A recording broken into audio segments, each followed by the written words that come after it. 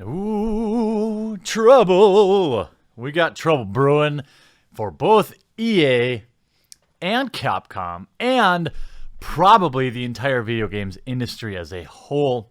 Now, when Belgium went and defined loot boxes, we're going to talk about EA first, and then we're going to talk about what happened with Capcom.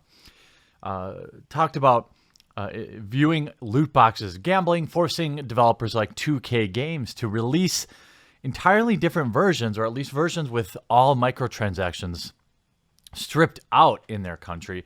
I did a video then at that time and said, look, this is just the first domino to fall. Once a nation see that they can protect their citizens against this predatory habit, and make no mistake about it, I believe strongly that loot boxes are predatory. They prey on people with poor impulse control and gambling addictions, in short. Now, as of Monday, 15 more nations are joining the loot box debate. They're uniting together to investigate if the popular, it's not popular amongst players, microtransaction system will continue as gambling under national laws. This comes after many controversies surrounding the feature, the most recent being 2K Games asked fans to contact the Belgian government. Eurogamer has reported that a risk of gambling regulators from various nations wish to address risks created by blurring of lines between gaming and gambling. The countries in this collaborative effort include the U.S. through Washington State Gambling Commission. And make no mistake, once one state passes it, you're going to see a lot more states regulate it. Because when the government can regulate something like gambling, they can make a lot of money off of it.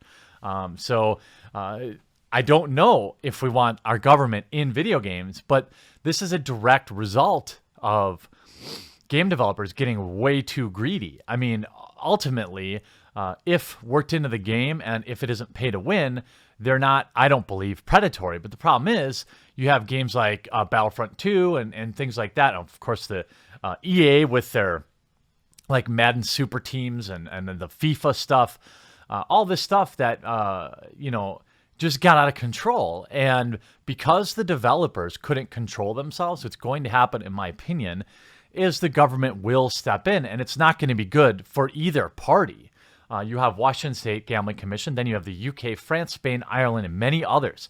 The specific objective of this collective is to tackle unlicensed third-party websites offering illegal gambling linked to popular games. This is like CSGO, if you remember, like those scam websites like CSGO Lotto and things like that.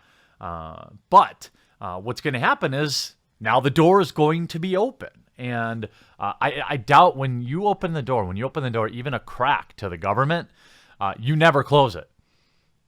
It just doesn't happen. They just push more and more open, and they push their way in more and more. This group also wants to, quote, ensure the features within games, such as loot boxes, do not constitute gambling under national laws. This means that in many games with loot box feature will be under much more scrutiny within the signees nations. It also means measures such as Dota 2 revealing the contents of its loot boxes becoming more prevalent if this investigation increases in significance. Look, with 15 nations, including one of them here in the United States, this will get bigger. This will bring about change in the video game industry. Now, I'm on record as saying, you know what? I'm fine with them, but video game developers should post the odds. The odds should be well known to the player, the odds of getting something. So that way, if you want to chase after it, and they've made it very clear that it's a 1 in 1,000 chance, I'm probably okay with that. If somebody wants to spend their money gambling, that's their right. I mean, as long as it's not pay to win, and as long as the odds are very clearly posted. You see this. A lot of you didn't know this, but I had a channel over 100,000 subscribers where I just played claw machine. You can look it up. It's Clawstruck. I gave up on it because all my local claw machines went away.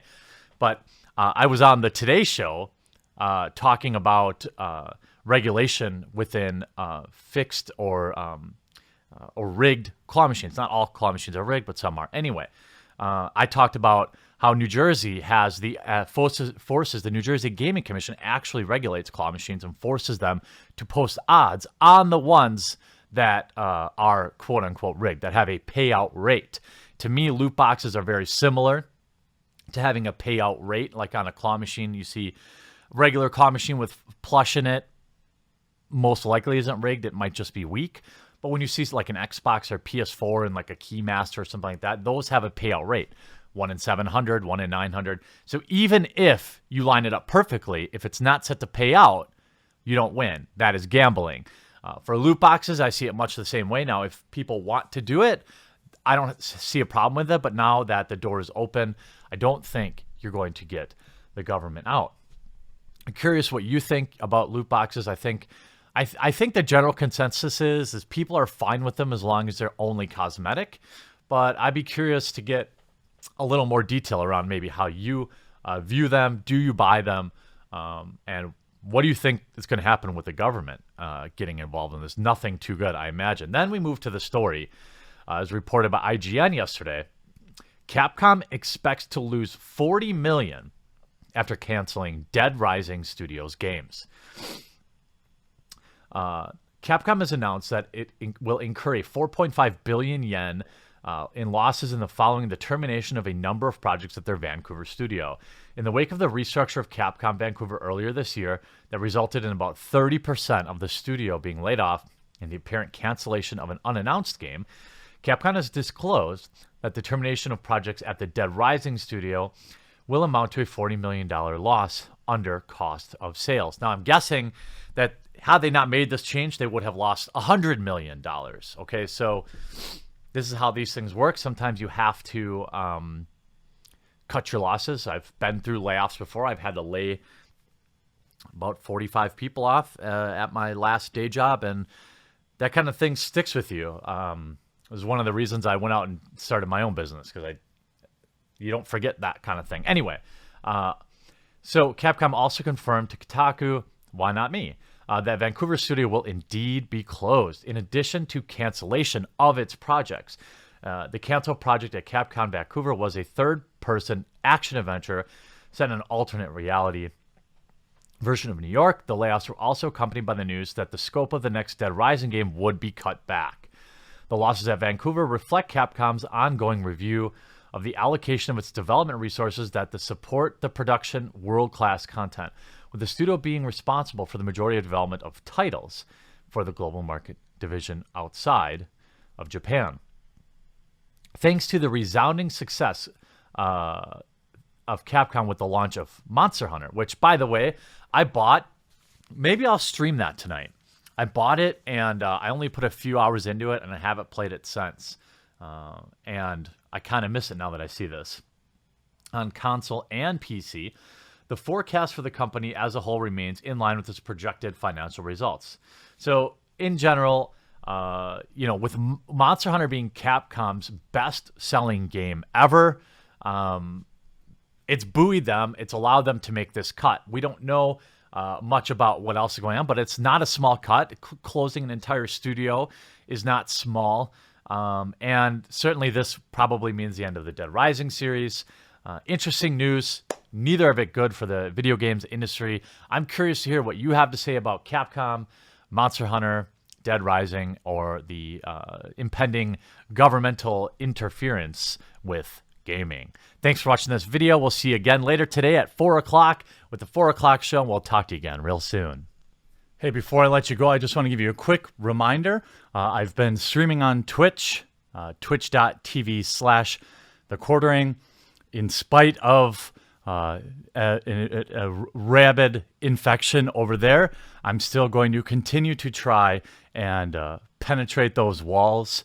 And so we played Super Mario RPG last night. I think tonight maybe we'll continue that. Maybe I'll bring my PlayStation downstairs and we will play Monster Hunter.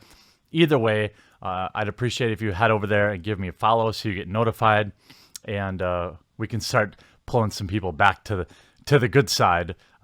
So the best way to combat stuff, I think, is via camouflage. We must sneak. We must be sneaky. See you on stream tonight.